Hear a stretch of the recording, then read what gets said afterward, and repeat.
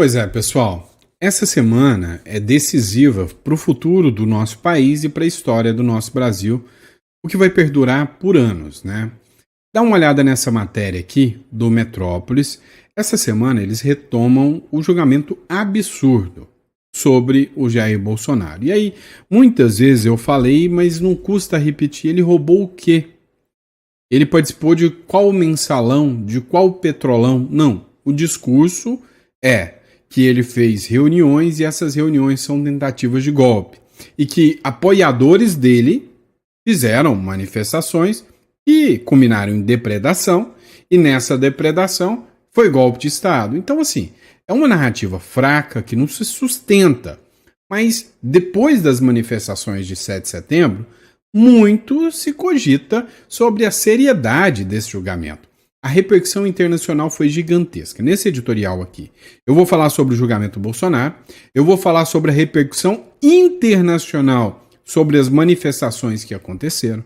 Eu quero falar com vocês também sobre o recado que o STF mandou para o Tarcísio e o rebate, né, que o Sóstenes Cavalcante fez em relação a essa fala do Gilmar Mendes, que foi encarada por muitos setores da sociedade como uma fala absurda do ministro Gilmar Mendes. Ou seja, nós vamos debater na veia o que está acontecendo de verdade na política brasileira. Sem chororô, sem bravata. Vamos entender política, tá bom? Então, se você gosta desse tipo de conteúdo, não esquece de se inscrever no canal, curtir, compartilhar. Só mandando um recado para vocês. Hoje eu fiz um pão, né, durante a live da hora do almoço ali com a minha esposa, com a Fran. E aí teve muita gente que está pedindo até a receita do pão, né? Eu vou fazer uma gravação, vou realizar uma gravação, depois vou colocar para vocês. O formato ficou legal, foi bem mais descontraído, um bate-papo e muita gente, principalmente elogiando a Fran. Eu quero agradecer muito vocês por isso, tá bom? Agradecer muito pela força, sabe? Eu vejo vocês como pessoas da família hoje, sem sombra de dúvidas. Mas bora entender o que está acontecendo. Não esquece de se inscrever, curtir e compartilhar. Se você acha que esse Brasil se tornou uma loucura e que tem medo disso não conseguir se reverter, procura a gente, a descrição está aqui, ó, e o número do contato está aqui. Uma residência uruguaia é importante, tá? Muito importante. É uma forma de você garantir que caso você esteja, né, vendo que o Brasil está indo para o lado errado, você pode viver em outro país por muito mais do que 90 dias sem ficar ilegal. Mas toma cuidado, tá? Você vai ter que clicar no link e falar conosco.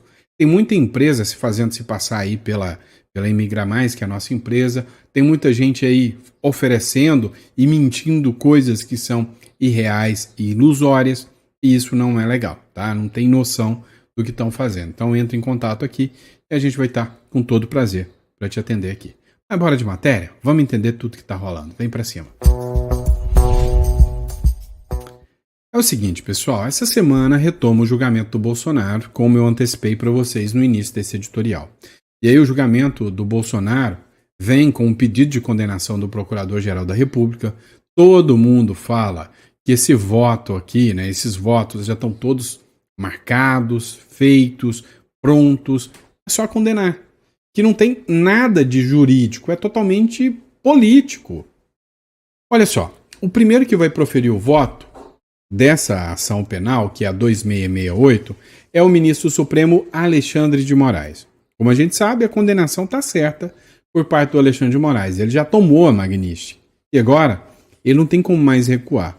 Outro vai ser o Flávio Dino. É um comunista, né? Então ele também não pode ir contra, né, inclusive, a ala ideológica que ele tem. Então ele vai contra também. Agora, o que pega aqui seria o Fux, a Carmen Lúcia e o Zanin. Provavelmente, né, o julgamento hoje a sessão vai durar cerca de 4 horas, né, para expor fatos, apontar, né, os motivos da pena de cada um dos réus, mas enfim, a gente sabe que essa condenação do Bolsonaro é certa.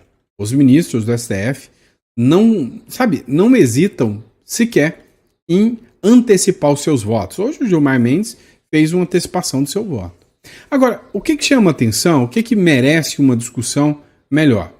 Teve as manifestações do 7 de setembro, e isso assusta muito a esquerda. A prisão do Bolsonaro deu fôlego, deu força ao 7 de setembro, não tenho dúvidas disso.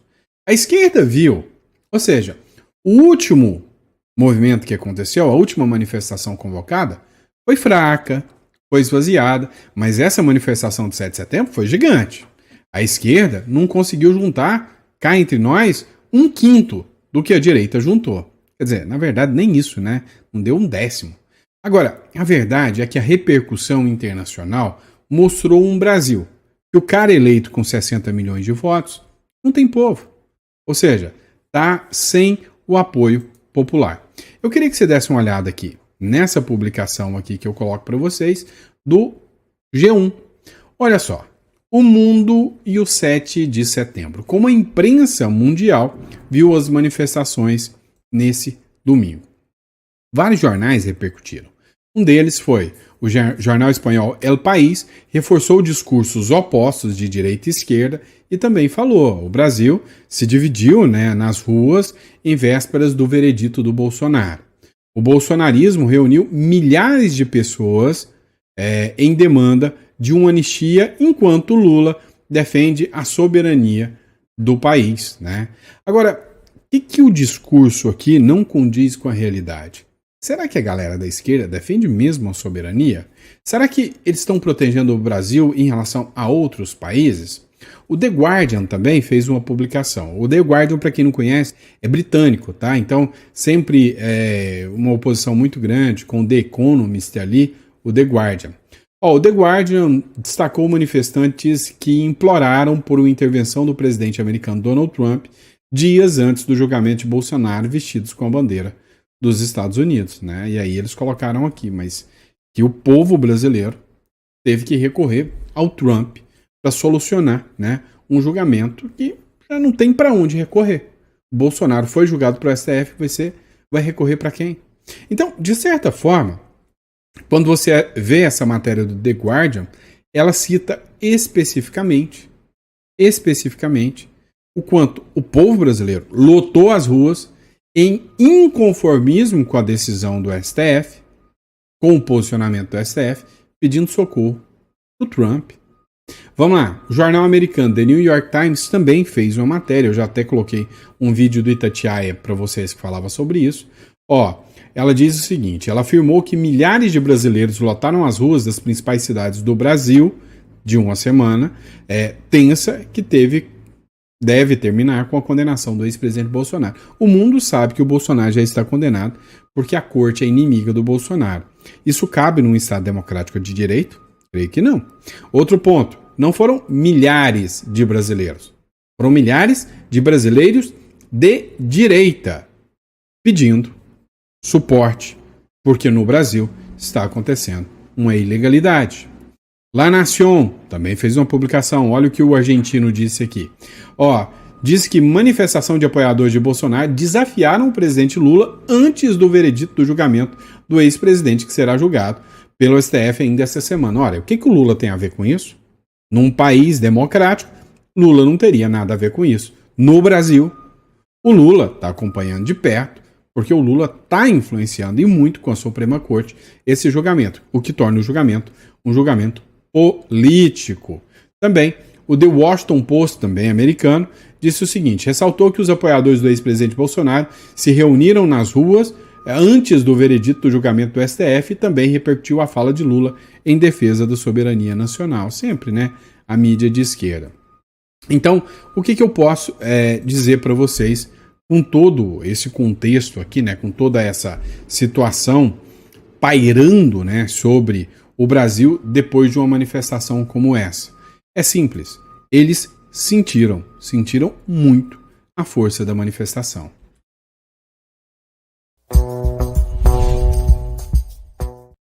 Mas vamos lá, pessoal. Vamos começar falando dessa matéria aqui, Ministro de Lula reage à bandeira dos Estados Unidos em ato. Ficou claro o lado. Pois é, o Rui Costa, da Casa Civil, é aquele que tem alguns probleminhas sobre a questão dos respiradores lá que está sendo investigado, lembra? Pois é. Então, o Rui Costa, que era governador da Bahia, o Rui Costa, que é o ministro da Casa Civil hoje, braço direito do Lula, ele se manifestou nessa segunda-feira sobre as manifestações bolsonaristas do final de semana que exaltaram a bandeira dos Estados Unidos em meio ao tarifaço imposto pelo chefe da Casa Branca, ou seja, pelo Donald Trump. Nesse domingo, apoiadores do ex-presidente Bolsonaro se manifestaram, se juntaram nas ruas e mostraram, né, a força que a direita tem. O que aconteceu em relação a tudo isso? Vamos lá. O que aconteceu foi que ele disse o seguinte: eu nunca vi, não conheço na história da humanidade, no dia da independência, de uma nação, de um país, alguns políticos, algumas pessoas desse país saírem erguendo a bandeira de outro país. E outro país que tem adotado medidas para destruir o emprego, destruir as empresas e a economia do nosso país. Eu nunca vi isso, afirmou Rui Costa em entrevista à Rádio Jacobina da Bahia. Pois é, pessoal, impressionante, né? Ele falar que não, que isso, é um absurdo essa questão de estarem levantando bandeiras. Como pode uma coisa como essa? Levantando bandeiras de outro país? Entre nós, né? A esquerda é literalmente mestre para ficar fazendo, né, esse tipo de trabalho, né, esse tipo de coisa. Como a gente pode citar aqui, a esquerda exibe bandeira da Palestina e expõe a hipocrisia ao criticar opositores com bandeira dos Estados Unidos. Veja só, eu já vi muita manifestação da esquerda, bandeiras do comunismo, bandeira da China.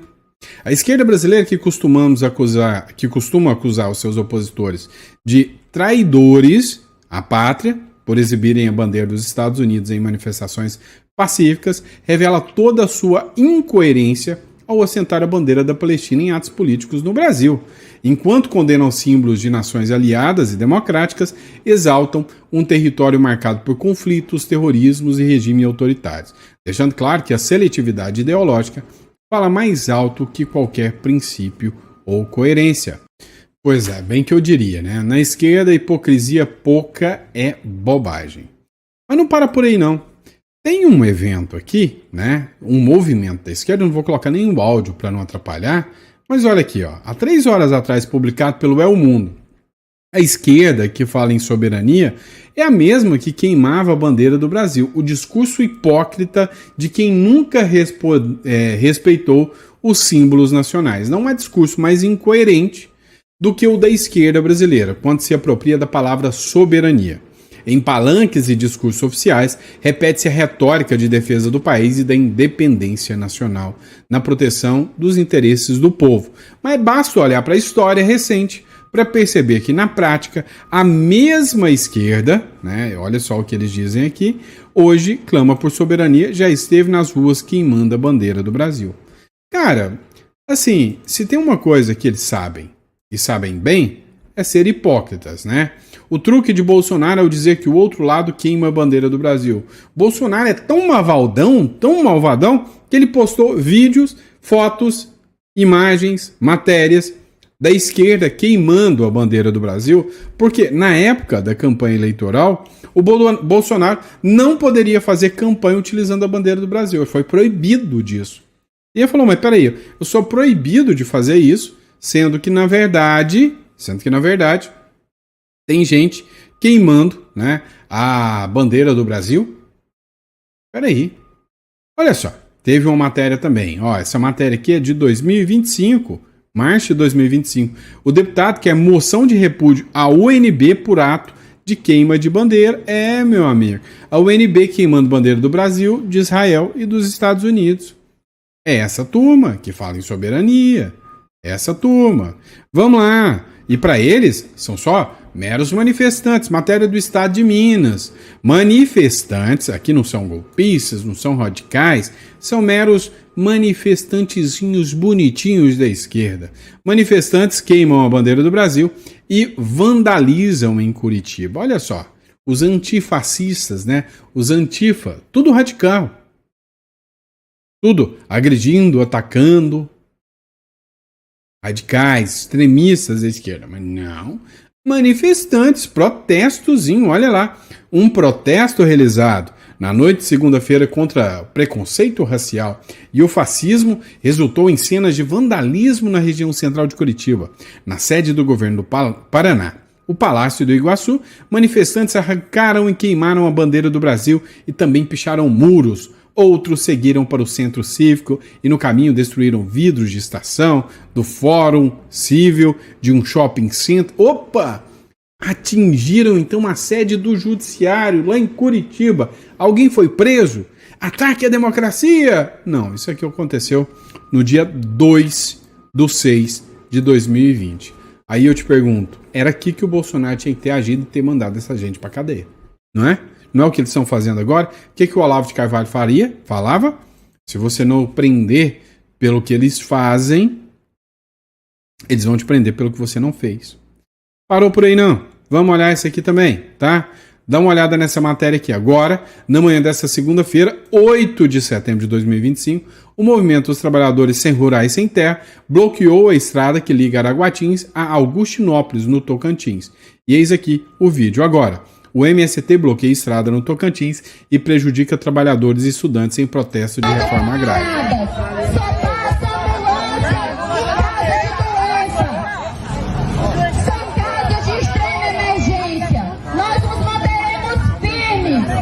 Nós nos manteremos firmes com as nossas bandeiras erguidas.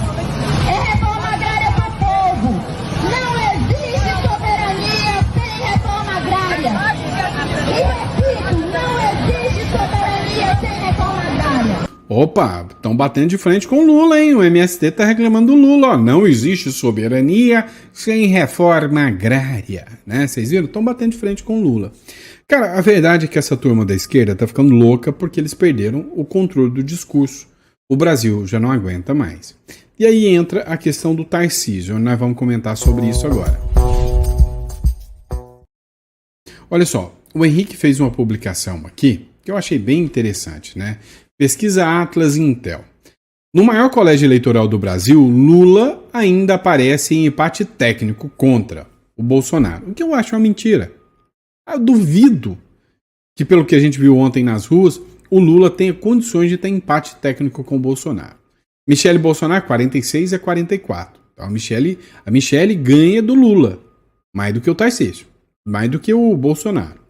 Mas o dado que chama atenção, Tarcísio de Freitas dispara em São Paulo e vence com folga, 52-44 contra o Lula, 52-43 contra o Haddad. Mas vamos falar de São Paulo, nós estamos falando de São Paulo, tá, pessoal? Se os votos fossem só de São Paulo. E aí apresenta aqui, né, o Tarcísio como possível candidato, que parece, barulho é muitas vezes sinal de coisa grande se movendo por baixo. Então, assim, hoje não há mais questionamento sobre o Tarcísio se classificar aqui como um candidato a presidente. Vamos lá. Ele fez um discurso dessa vez contundente contra o ministro Alexandre de Moraes. Foi o primeiro discurso que o Tarcísio fez contra o Alexandre de Moraes, mais contundente. E aí, teve duas alas, falou, tá vendo? Vocês que estavam criticando o Tarcísio é dos nossos. Aí tem outra ala que já fala, mas tá bom, só agora, depois de 3 anos do PT e do Moraes avassalando, né, detonando, de forma avassaladora, o Bolsonaro e o bolsonarismo com os presos do 8 de janeiro, que agora ele vem se manifestar.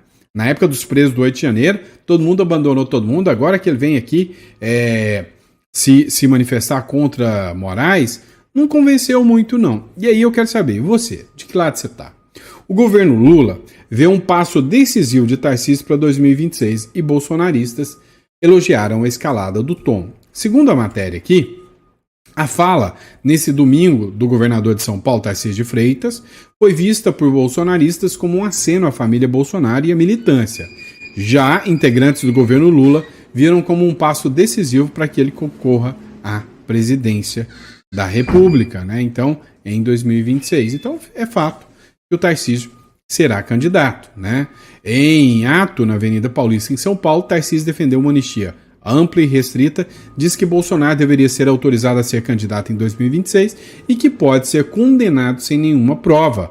O governador também fez críticas ao STF e ao ministro Alexandre de Moraes, chamando-o de ditador e falando em tirania. É a primeira vez que o Tarcísio se expõe dessa forma diante do ministro Supremo Alexandre de Moraes. E aqui ficou a garantia, a cacifação de que o Tarcísio será candidato a presidente e o governo Lula já viu isso. E aí uma ala do STF nem questionou, mas o Gilmar Mendes rebateu o Tarcísio de Freitas, né? Falando que não. Agora, o que aconteceu que é interessante? A anistia que o Tarcísio estaria defendendo, segundo o que rola nos bastidores, é uma anistia da qual o Bolsonaro permaneceria inelegível. Ele ia se manter inelegível. Acontece que Bolsonaro se mantendo inelegível, o Cássio Nunes poderia reverter essa inelegibilidade. O Cássio Nunes será o presidente do TSE durante as eleições de 2026, sendo que foi o próprio Bolsonaro que o indicou. Então, ainda há uma remota chance do Bolsonaro se candidatar? É remota, mas há. O que para o Tarcísio, se ele abre mão e diz que vai ser o candidato e depois o Bolsonaro está livre para fazer, para ele não é bom. Então, resumindo, o Tarcísio já se classificou como candidato aqui, mas deixando o pezinho ainda no estado de São Paulo para falar, se o Bolsonaro consegue, eu volto. Então, o Tarcísio está jogando de forma bem estratégica. Agora, o Brasil está maravilhoso, né? Então, tem risco até do Tarcísio e do Bolsonaro e de qualquer um, até do cachorro caramelo, perder do Lula. Porque olha só essa matéria. Matéria da Quaest, tá? Da Instituto de Pesquisa. 54% dos brasileiros dizem que confiam em Lula como presidente. Só 44% diz que não confia. Foi feita uma pesquisa da Genial Quest, que foi divulgada hoje de manhã, coincidência, logo depois das manifestações, que mostraram que não tinha ninguém do PT nas ruas. Ela diz que 54% da população diz que confia muito mais no Lula como presidente do que na época do Bolsonaro. Coincidência, né? Tinha ninguém do Lula na rua, mas agora a pesquisa diz que 54% está mais com ele e que só 44% é contra o Lula. Onde foi feito isso? Na porta do presídio, só pode, né? Porque para dizer que confia mais no Lula, cai entre nós, né? Não dá para confiar que passou na porta da sua casa. Vamos lá, matéria do Globo. Em 2 anos, 14 milhões de brasileiros superaram a linha da pobreza. Olha que maravilha! Essa informação aqui, quase que chinesa, né? Chega para nós dizendo que, olha, 2 anos só do governo Lula, com os rombos das estatais, com o Brasil indo para o buraco, 14 milhões de brasileiros superaram a linha da pobreza.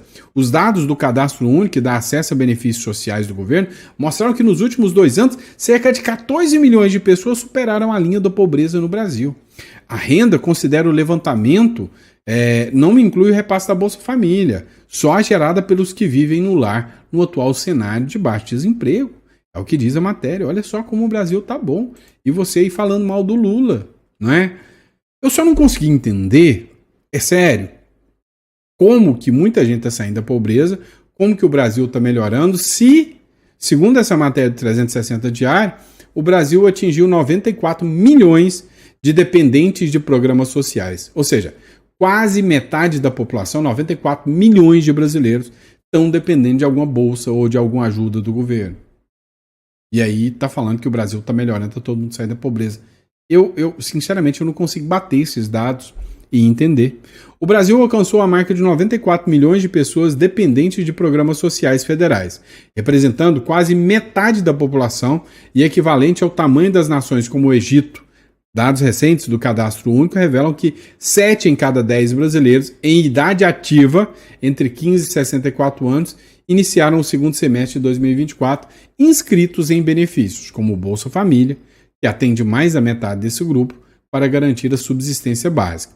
Esse cenário reflete uma economia ainda presa à baixa renda, com os programas sociais custando ao governo cerca de R$500 bilhão anuais, financiados principalmente por meio da maior arrecadação tributária, ou seja, está arrecadando muito mais impostos, está cobrando muito mais, vai aumentar muito mais, porque mesmo cobrando muito mais, a dívida está avassaladora, e aí a preocupação é como é que vai ficar o Brasil para o ano que vem, né? Vamos lá, pessoal. Vou colocar uma imagem aqui para vocês, né? Tem tudo a ver com política, porque a turma aqui, ó, Mais Goiás fez a publicação aqui. Mudando de assunto agora. Cantora Pablo Vittar, você já viu? Pois é. Resolveu fazer um bate-cabeça aqui, sei lá o que é isso, ficar sacudindo a cabeça, que eu acho que ficou meio tonta, e resolveu pular em cima do povo. Só não contava que todo mundo ia sair fora e ela se estabacou no chão. Por que eu tô colocando essa imagem? é o retrato do governo. Um monte de gente sem noção, falando que apoia o governo Lula, mas na hora que o governo Lula for pro abraço, meu amigo, é chão, né? Dá uma olhada aí nessa cena deplorável aí, batendo a cabeça aqui e de repente vai pular pro povo. É o governo Lula, gente. Eu quis fazer aqui a representação. Olha só, só não contava que ninguém ia segurar, né? Pois é. Será que o governo Lula tá contando que alguém vai segurá-lo? Acho que não. Acho que não. Mas vamos lá, pessoal. Voltando aqui. Bora falar ainda sobre o Tarcísio de Freitas, próximo bloco. O Mário Sabino fez uma publicação, disse o seguinte: o STF tá tiririca com o Tarcísio. Mas olha, gente, não é nada pessoal. O Tarcísio continua alinhado com o STF, só que ele precisa do voto bolsonarista. É o que o Mário Sabino escreveu. O Tarcísio de Freitas decidiu demonstrar sua fidelidade a Jair Bolsonaro, sem medo de ser feliz. É bolsonarista com muito orgulho e muito amor. Na semana passada, o paulista disse que, se eleito presidente da República, o seu primeiro ato será conceder indulto ao ex-presidente. Eu diria que, diante das resistências, será um vasto programa de governo. Olha, o que acontece aqui? O Tarcísio hoje tem o apoio do Centrão, tem o apoio da própria base do STF, isso aí é inequívoco, é inquestionável, tá? Agora, que todo mundo viu essa sinalização do Tarcísio a favor de votos, isso é fácil, fato, né? O Tarcísio está buscando o apoio do Centrão, a pressão do Centrão para fazer pressão pela anistia. Segundo essa matéria do Metrópolis, as chances dos atos de 7 de setembro mudarem a cabeça do Alcolumbre é zero. É zero. O Bolsonaro apostou em apoio ao Alcolumbre. E, cara, de certa forma, não tem nem como você criticar o Bolsonaro. Porque, de certa forma, o Davi Alcolumbre ia se assinhaca de um jeito ou de outro e ia ganhar. Só que, pelo menos, conseguiu ganhar algumas comissões e uma coisinha aqui, uma coisinha ali, ainda acaba dando certo, né? Mas olha só, depois que o Tarcísio saiu em prol da anistia, o Alcolumbre está resistindo, o STF já disse que vai derrubar, o Gilmar Mendes agora subiu o tom contra o Tarcísio porque o Tarcísio falou mal do Alexandre de Moraes, chamou o Alexandre de Moraes de tirano. O Sóstenes Cavalcante, que é o líder do PL, ele fez uma sugestão para o Gilmar Mendes. O líder do PL fez uma sugestão ao Gilmar Mendes após a reação do Gilmar Mendes em relação ao Tarcísio, né? O Sóstenes Cavalcante resolveu dizer o seguinte: assim como o Gilmar Mendes fez com o Tarcísio, o Sóstenes usou o X para dar uma sugestão ao decano do Supremo, que pare de opinar sobre política e passe a se pronunciar apenas nos autos de processo. Abre aspas. Minha humilde sugestão ao ministro Gilmar Mendes é que ele precisa parar de emitir suas opiniões políticas e se limitar aos autos. Ao criticar o governador Tarcísio, ele joga o STF na vala comum de Alexandre de Moraes, escreveu o Sóstenes Cavalcante. Ou seja, hoje em dia não é novidade para ninguém que o Supremo Tribunal Federal age muito mais politicamente, muito mais com política do que literalmente fazendo, né, seguir o rito da Constituição, fazendo seguir o rito das leis, né? Então, tem toda a justificativa, o Sóstenes aqui, e muitos outros também criticaram, para ir lá e dar espetáculo no Gilmar Mendes, falando, segue a lei aí, segue a Constituição, e só se pronuncie nos autos. Se você quiser ser político, põe o seu nome na urna e vai candidatar, né? Então, foi cirúrgico aqui, o Sóstenes Cavalcante, tá bom? E é isso, pessoal. Muito obrigado pela confiança, pela credibilidade. Amanhã de manhã a gente volta com mais um editorial especialmente para você, tá bom? Muito obrigado pela confiança e credibilidade aqui no nosso trabalho, tá bom? Se precisar dos nossos serviços, se é a sua intenção de migrar para o Uruguai, entre em contato aqui na descrição ou pelo telefone, vai ser um prazer estar te atendendo, tá bom? Grande abraço e até a próxima.